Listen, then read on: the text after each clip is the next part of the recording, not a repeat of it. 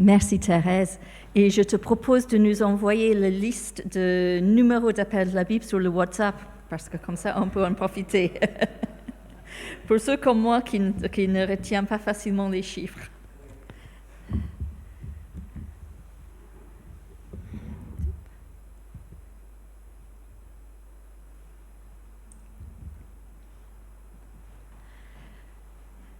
Alors, pour ceux qui nous rejoignent, déjà bonjour et bienvenue.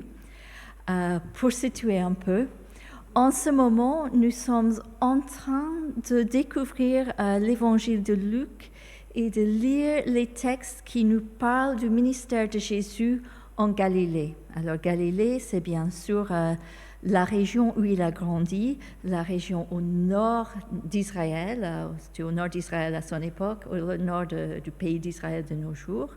C'est un paysage vert, c'est un lieu qui est vraiment très très beau. Et bien sûr, en Galilée, Jésus, il est un peu connu, et on le connaît surtout comme le charpentier de Nazareth, comme fils de Joseph.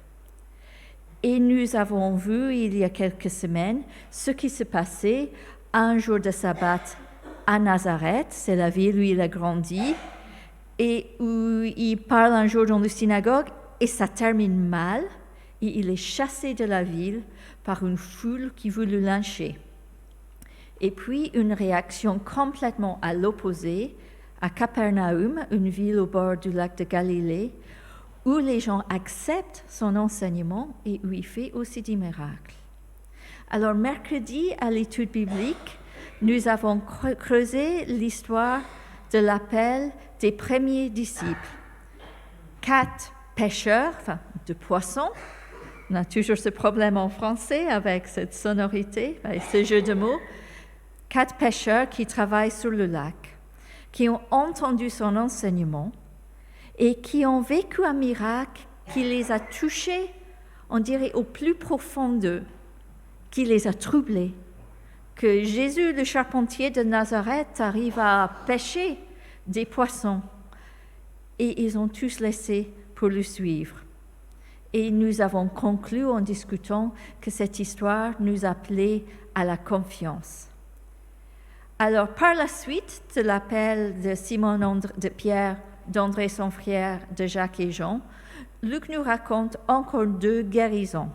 La guérison d'un lépreux, c'est-à-dire quelqu'un qui est complètement exclu de la société à cause de sa maladie, et puis après d'un homme paralysé qui est amené à Jésus par ses amis. Et il commence aussi à nous montrer le début d'une opposition à Jésus, qui vient de la part des pharisiens et des spécialistes des Écritures. Car quand Jésus guérit cet homme, il lui dit qu'il le fait pour illustrer qu'il pardonne ses péchés. Et les pharisiens et les spécialistes se disent, et ils ont raison de se le dire, mais seul Dieu peut pardonner les péchés. Alors, qui serait cet homme qui prétend faire ce que Dieu seul peut faire? Et ça nous amène au texte que j'ai à cœur de partager ce matin, qui se trouve donc toujours dans l'évangile de Luc, au chapitre 5, versets 27 à 32.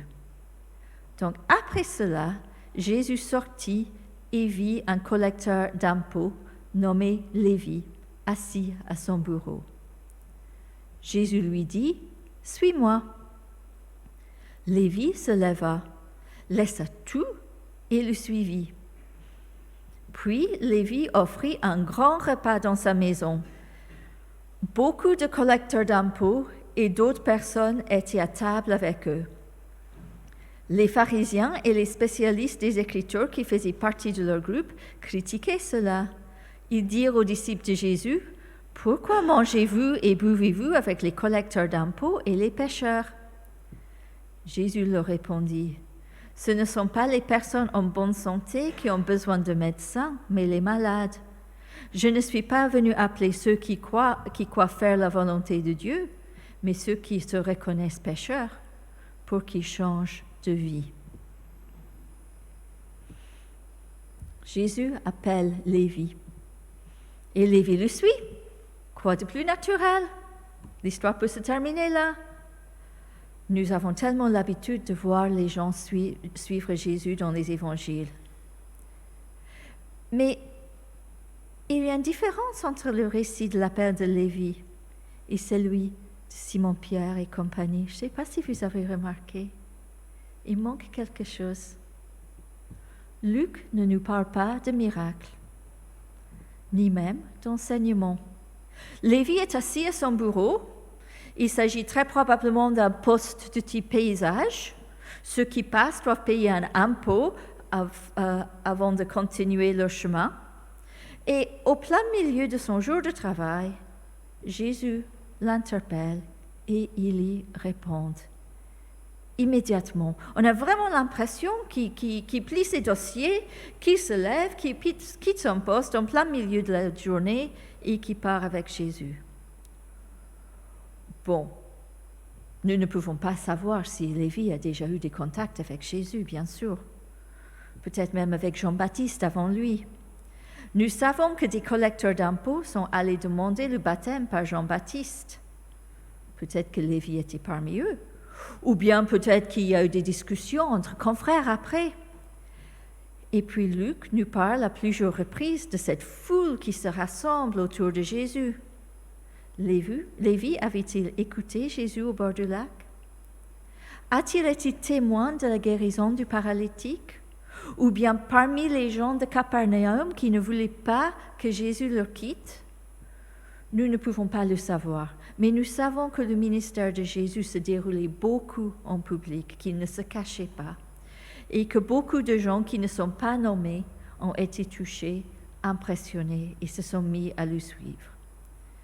Quoi qu'il en soit, ce jour-là, Jésus vient interpeller Lévi à titre personnel, individuel. Il ne s'agit pas d'une invitation générale adressée à la foule que celui qui veut me suivre me suit. Jésus parle à Lévi. Jésus lui dit « Suis-moi ». Et Lévi y répond. Tout de suite, sans discussion. Quelque chose en Jésus lui permet de répondre à cet appel qui a l'air tellement soudain, tellement surprenant.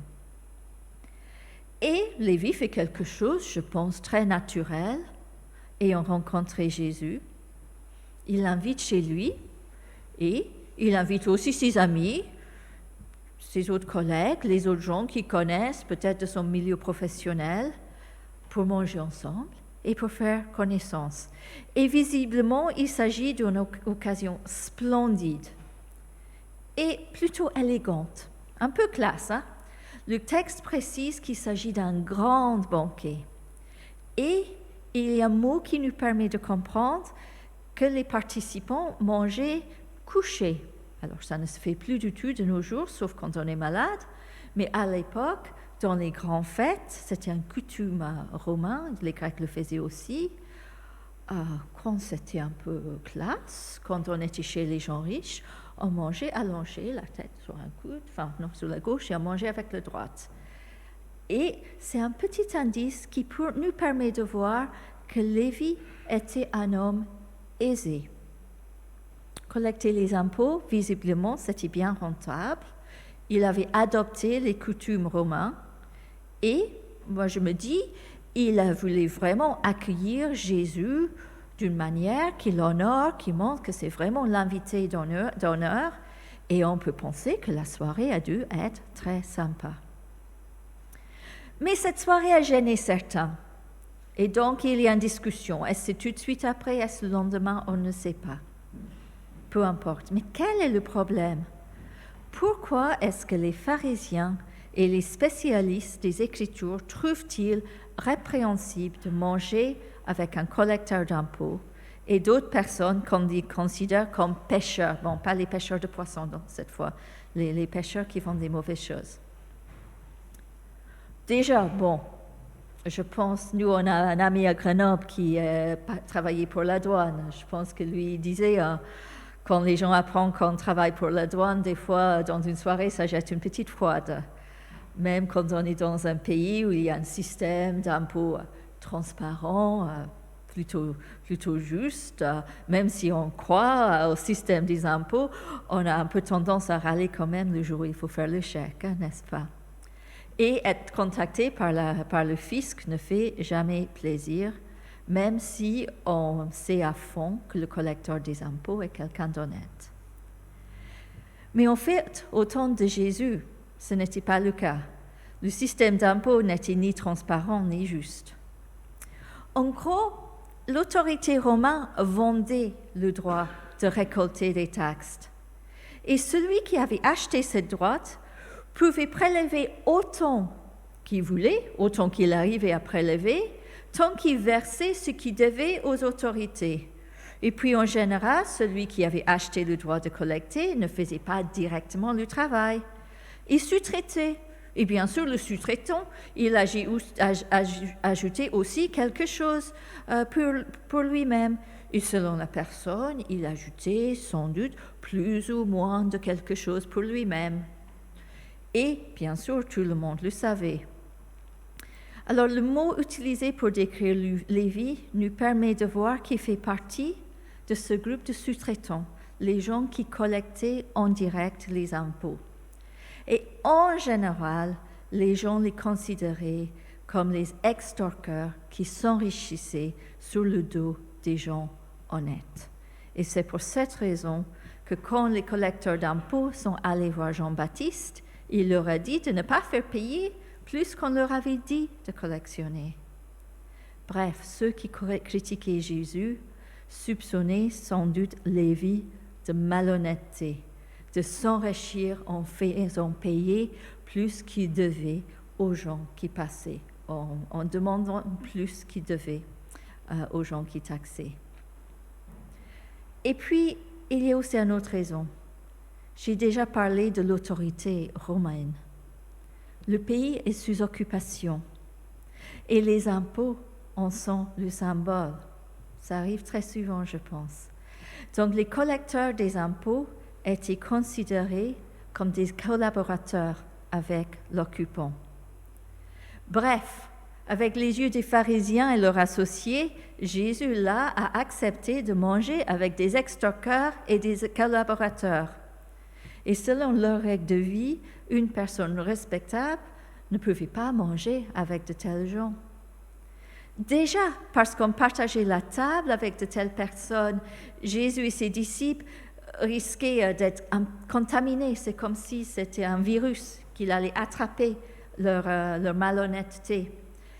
Et puis aussi, c'est peut-être un aspect plus évident pour nous, manger ensemble reviendrait aussi à approuver leur action. Ils pouvaient dire, rappelez, oui, mais bon, Jésus, il est venu manger avec nous, c'est quelqu'un de bien, donc nous, on est quelqu'un de bien aussi. Et un jeune rabbin qui veut faire carrière, qui veut être pris au sérieux, ne devrait pas faire ça. Il ne doit pas avoir des mauvaises fréquentations. Mais la réponse de Jésus nous permet de voir que les pharisiens n'ont pas compris la mission de Jésus. Je pense qu'il y a une petite note de sarcasme là-dedans, n'est-ce pas? Il ne critique pas encore directement les pharisiens. Il ne leur rappelle pas encore qu'eux aussi, ils sont des pécheurs comme tout être humain d'ailleurs. Ça, c'est une discussion qui va garder pour un autre jour. C'est une discussion qui aura bien lieu un autre jour. Les pharisiens se croient parfaits? Ils ne pensent même pas être pécheurs? Soit. Je dis, OK, vous vous croyez parfait? OK, d'accord. Mais il leur dit que sa mission, c'est de venir, c'est vis-à-vis de ceux qui reconnaissent qu'ils ont un problème. Ceux qui pensent être partis tellement loin de Dieu que Dieu ne peut pas s'intéresser à eux. Ceux qui désirent venir ou revenir vers lui, si seulement on leur montre le chemin. Je pense que ce texte peut nous interpeller de plusieurs manières ce matin. Il y en a peut-être parmi nous qui sont comme Lévi, qui s'attendent jusqu'à ce que Jésus leur dise le mot pour se lever et le suivre sur le chemin qu'il leur montrera. Si c'est ton cas, je t'invite à entendre et à t'approprier le « suis-moi » que Jésus adresse à Lévi il y a tant d'années, pour la première fois, ou bien pour un nouveau départ, un nouvel appel, une nouvelle dimension dans ta vie. Si Jésus te dit ce matin, suis-moi, suis-le. Mais il y a un autre aspect, je pense, une mise en garde dans ce texte. Parce qu'il y a beaucoup de chrétiens au fil des siècles qui sont tombés dans le piège des pharisiens. Le piège de vouloir inverser les choses quand il s'agit de notre engagement avec Dieu. Le piège de penser qu'il faut que les gens soient d'abord sages, selon notre compréhension des choses, avant qu'on puisse leur parler du Seigneur, avant que le Seigneur puisse s'intéresser à eux. On a très tendance à vouloir que les gens mettent d'abord leur vie en ordre avant qu'ils puissent s'approcher au Seigneur. Mais ce jour-là, Jésus a appelé Lévi pendant qu'il était assis à son bureau, en plein milieu de son travail tellement désapprouvé par les autres, et il l'invite à le suivre. Bien sûr, Jésus lui parle du besoin de changer de vie, mais mettons les choses en bon ordre. Nous ne pouvons pas changer de vie sans l'aide de Jésus, sans la puissance transformatrice de son Esprit Saint dans nos vies. Nous ne sommes pas appelés à mettre nos vies en ordre pour pouvoir nous engager avec Jésus. Nous sommes appelés à nous engager avec Jésus, à le suivre, et en le faisant, c'est lui qui va nous donner la possibilité, la force de changer et de se ressembler de plus en plus à lui. Et ce piège mène aussi très souvent à un deuxième.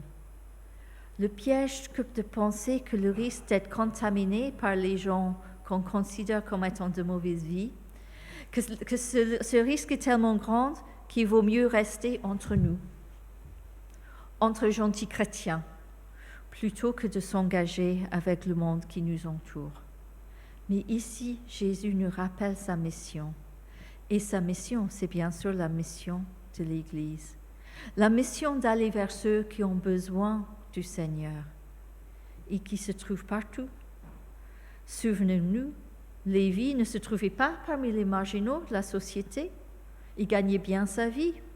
Les gens de tout type, les gens de tous les profils ont besoin d'entendre parler du Seigneur. À nous de chercher à nouer des contacts, à nous de chercher à partager notre foi, à nous de faire finalement comme Lévi a fait et en rencontrant Jésus. Qu'est-ce qu'il fait? Il invite les amis, les collègues, les autres qui connaissent pour dire, je pense qu'il a dû leur dire, écoutez, j'ai rencontré quelqu'un de nouveau, quelqu'un d'intéressant, quelqu'un qui m'a aidé à faire sens de ma vie. Et si on mangeait ensemble pour que vous aussi, vous pouvez le rencontrer. Donc, d'une manière ou d'une autre, c'est l'appel que nous recevons tous du Seigneur. Et c'est l'appel que nous cherchons à mettre en place. En cherchant bien sûr les moyens, les moments, comment on veut faire les choses. Mais c'est la mission que nous sommes aussi appelés à partager ici, à Morlaix, dans le pays de Morlaix, et là où nous habitons. Amen. Et prions.